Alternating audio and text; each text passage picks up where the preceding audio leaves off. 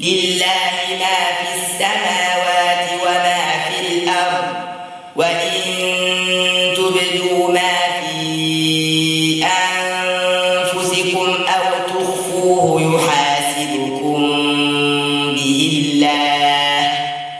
فيغفر لمن يشاء ويعذب من يشاء والله على كل شيء قدير.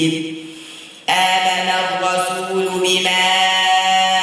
أنزل إليه من ربه والمؤمنون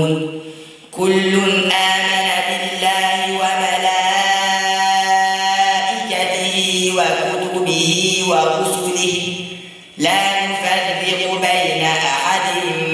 من رسله وقالوا سمعنا وأطعنا غفرانك ربنا وإليك المصير. لا يكلف الله نفسا إلا وسعها لها ما كسبت وعليها ما اكتسبت ربنا لا تؤاخذنا إن نسينا